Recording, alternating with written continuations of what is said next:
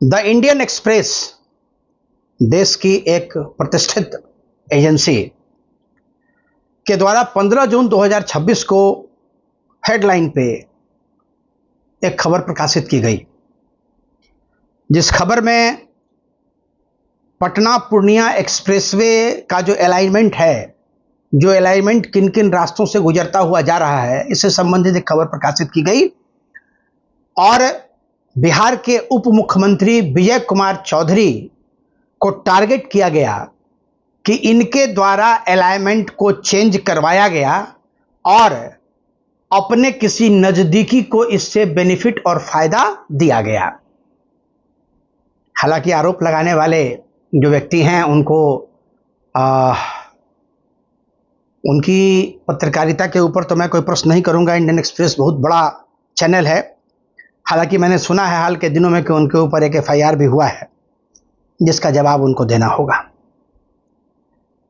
15 जून 2026 की यह बात है, लेकिन उसके पहले से ही इस तरह की खबरें तैर रही थी और मौका किसी को नहीं मिल रहा था, क्योंकि विजय कुमार चौधरी के बढ़ते हुए कद को देखते हुए जो विपक्ष और विरोध के लोग हैं, जिनकी दाल नहीं गलती है, क्योंकि और देखिए एक बात मैं आपको स्पष्ट तरीके से बता दूं कि सरायरंजन के लोगों के साथ जो कनेक्टिविटी विजय कुमार चौधरी की है और जो समर्पण और जो प्रेम लोगों का दिखता है उनके प्रति, ये सारी कहानी जो है उसी से प्रेरित दिख रही है। लोगों ने टारगेट किया, टारगेट करके इस तरह के खबर को प्रकाशित किया। जब यह खबर संज्ञान में आया तो हम लोगों ने भी जांच पड़ताल प्रारंभ की और NHI के जो महाप्रबंधक हैं उनसे, उनके जो नीचे के मातहत लोग हैं, जो इंजीनियर्स हैं, जो काम करते हैं, जब उन लोगों से बात हुई तो उन्होंने स्पष्ट तौर पे ये कहा कि किसी भी तरह के अलाइनमेंट को बदलने का कोई प्रस्ताव बिहार सरकार के द्वारा नहीं दिया गया था और इसमें बिहार सरकार की कोई भूमिका भी नहीं होती है। जब भी कोई अलाइनमेंट तैयार होता है तो उसके लिए 3 तरह के प्रारूप तैयार होते हैं, 3 तरह के का जो रोड मैप है वो रोड मैप तैयार होता है और उसी रोड मैप के माध्यम से फाइनल करके एक रोड मैप पे हम लोग काम को प्रारंभ करते हैं। जब 3 अलाइनमेंट जो तैयार किए जाते हैं, जैसे बहुत सारे कुछ राजनेता ऐसे भी थे जिन्होंने कहा कि भाई चूना गिरा दिया, फीता गिरा दिया, नापी कर दिया, लोगों को कह दिया कि भाई आप यहां घर मत बनाइए, यहां से सड़कें निकलने वाली है। तो ये बातें सिर्फ एक अलाइनमेंट वाले को नहीं कही जाती है, ये तीनों क्षेत्र में जो लोग आते हैं उन तीनों को बताया जाता है, क्योंकि सिलेक्शन तो किसी एक का ही होना है, किसी एक पे ही सड़क बनेगी। तो ये जो आरोप लगाया गया, मैं ये नहीं कहता हूं कि इसमें सारे लोग बिल्कुल बेदाग हैं, लेकिन जहां तक सरायरंजन के लोगों से बातचीत के बाद जो बातें निकल के सामने आई हैं, ये भ्रांतियां फैलाने का काम किया जा रहा है। इसमें विजय कुमार चौधरी की कोई भूमिका नहीं है और सरायरंजन का विकास, सरायरंजन का जो डेवलपमेंट है, वो डेवलपमेंट वहां के जो अन्य राजनीतिक दल के लोग हैं उनके आंखों में खलता है, उनको गड़ता है। इसलिए कि सरायरंजन एक अकेला ऐसा विधानसभा क्षेत्र है जिस विधानसभा क्षेत्र में मेडिकल कॉलेज, जिस विधानसभा क्षेत्र में पॉलिटेक्निक कॉलेज, जिस विधानसभा क्षेत्र में इंजीनियरिंग कॉलेज सहित विकास के बहुत सारी चीजें जो है, बहुत सारा कार्य जो है काम वहां हुआ। मैं पिछले दिनों चुनाव प्रचार के दौरान मैंने सरायरंजन में 3 दिन मैंने बिताए थे और वहां के लोगों से मिलने पर पता चलता है कि विकास और डेवलपमेंट से लोग किस तरीके से प्रसन्न रहे हैं और अपनी प्रसन्नता में लोगों ने वोट देके एक बार फिर से विजय कुमार चौधरी को वहां से चुनाव जिताया। ऐसे भी आपको एक चीज बता दें कि विजय कुमार चौधरी का क्षेत्र के लोगों के प्रति कनेक्टिविटी ही उनके लिए काल बनता जा रहा है। मैंने उनके जो विरोधी हैं वो विरोधी इस तरीके का प्रपंच रच रहे हैं कि इस तरह का काम इनके द्वारा करा दिया गया किसी एक खास व्यक्ति को। एक बात आप बताइए कि जो आदमी जनता के सारे लोगों से कनेक्ट है, उसकी कनेक्टिविटी बनी हुई है, वो आदमी एक व्यक्ति के लिए हजारों लोगों को नुकसान पहुंचाएगा? संभव ही नहीं है, असंभव है, ये हो ही नहीं सकता है।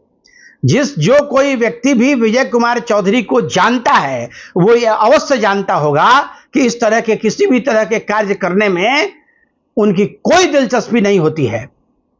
एक सिद्धांत, एक नीति के तहत वो अपना काम करते हैं और उनके काम में किसी की दखल अंदाजी भी नहीं होती है। वो इस तरह की चीजों को बर्दाश्त भी नहीं करते हैं। पिछले दिनों मैं यूट्यूब पे एक सज्जन को सुन रहा था। उनकी परेशानी ये थी कि सरायरंजन जो मेडिकल कॉलेज श्री राम माता राम जानकी मेडिकल कॉलेज की स्थापना हुई, उस स्थापना में लोगों की बहाली हो गई, लेकिन अभी तक वहां पढ़ाई प्रारंभ नहीं हुई। तो भाई मेरे, पढ़ाई तो तब प्रारंभ होगी ना जब वहां एडमिशन होगा, और एडमिशन करना ये केंद्र सरकार की जिम्मेवारी है, उसकी एजेंसी है, उसमें भी स्टेट गवर्नमेंट की कोई भूमिका नहीं होती है। नीट के थ्रू जब बच्चे पास होते हैं और पास होने के बाद तब उनको उनका जो कट ऑफ है, उस कट ऑफ के हिसाब से मेडिकल कॉलेज की सीटें उनको दी जाती हैं।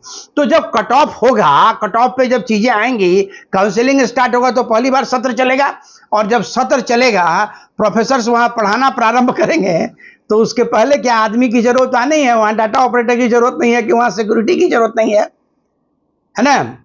तो मुझे तो सिक्योरिटी की जरूरत इसलिए भी है कि इसी पे एक प्रसंग हमको याद आया। ये रामधारी सिंह दिनकर की कविता है। वो सड़क से जा रहे थे तो उन्होंने देखा कि पुल के किनारे एक व्यक्ति जो पुल का गाटर है वही उठा के जा रहा था। तो कवि हृदय उन्होंने पूछा कि अरे यार, दिन दहाड़े ये क्या जुल्म ढा रहे हो, पुल का गाटर ये उठाए जा रहे हो। तो उस आदमी ने बड़ी गहरी निगाह से दिनकर जी को देखा नीचे से ऊपर तक, और कहा कि भारी बेवकूफ है तू, अजब तेरा हाल है। भारी बेवकूफ है तू, अजब तेरा हाल है। अरे तेरा क्या जाता है, ये सरकारी माल है। तो सरकारी माल को जब पब्लिक अपनी प्रॉपर्टी समझने लगे तो वहां सिक्योरिटी की आवश्यकता होती है, और अगर सिक्योरिटी की व्यवस्था नहीं होगी तो वैसी स्थिति में मेडिकल कॉलेज का ईंट ईंट उठ के चला जाएगा, और वहां जो विपक्ष की स्थिति है उसमें तो ये इस तरह की चीजें सामने आ जाए तो अतिशयोक्ति नहीं होगी। मैं जानता हूं कि ये पोस्ट जब निकल के सामने आएगा तो बहुत सारे लोगों को हमारी बात बड़ी नागवार गुजरेगी और तरह तरह के कमेंट इसके ऊपर आएंगे, लेकिन साथियों सच्चाई यही है कि NHI के तरफ से जो जानकारियां प्राप्त हुई हैं, और अब तो ऑफिशियली NHI ने भी, डिस्ट्रिक्ट एडमिनिस्ट्रेशन ने भी, जिलाधिकारी ने भी, भूअर्जन विभाग ने भी, सबों ने इस बात पर मुहर लगा दी है कि सड़क के अलाइनमेंट को चेंज करने में विजय कुमार चौधरी की कोई भूमिका नहीं है। तो इस तरह की जो चर्चाएं हैं उन चर्चाओं को बंद करना चाहिए और हम एक साफ सुथरे विकल्प की तरफ चलें। एक बात और हमारी समझ में नहीं आती है, विकास हो तो भी दिक्कत है, विकास नहीं हो तो भी दिक्कत है। भाई मेरे, सड़क जो बनेगी, उस सड़क के बनने के बाद वहां की जो जमीनें हैं उसकी कीमत क्या होगी। हमको बिजली चाहिए लेकिन ट्रांसफार्मर लगाने की जगह हम नहीं देंगे। हमको सड़क चाहिए लेकिन सड़क के लिए जमीन हम नहीं देंगे। और इसी के लिए सरकार ने प्रावधान क्या किया, सरकार ने 4 गुना ज्यादा, जो सर्किल रेट है उससे 4 गुना ज्यादा रेट तय किया कि हम जो भी जमीन का अधिग्रहण करेंगे उससे 4 गुना ज्यादा पैसा हम आपको पे करेंगे। तो अब एक बात मुझे बताइए, अगर किसी की जमीन जा रही है तो उसके एवज में उनको 4 गुना ज्यादा जमीन नहीं, उसका पैसा मिल रहा है, उसका भुगतान मिल रहा है। वैसी स्थिति में वो कहीं दूसरी जगह जमीन ले सकते हैं।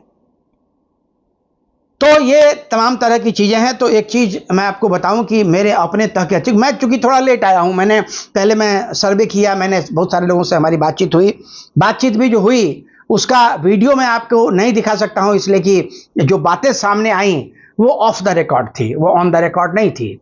और ऑफ द रिकॉर्ड कोई चीज अगर हो, हालांकि उसका क्लिप हमारे पास है, वो ऑडियो वीडियो रिकॉर्डिंग हमारे पास है, समय आने पे अगर आवश्यकता पड़ेगी तो मैं निश्चित तौर पे वो सार्वजनिक करूंगा। लेकिन मैं स्पष्ट तरीके से एक बार फिर आप सबों को बता दूं कि इस तरह की कोई बात नहीं हुई है जिसमें आप विजय कुमार चौधरी के ऊपर उंगलियां उठा सकें। बहुत बहुत धन्यवाद। देखते रहिए फाइनल पोस्ट।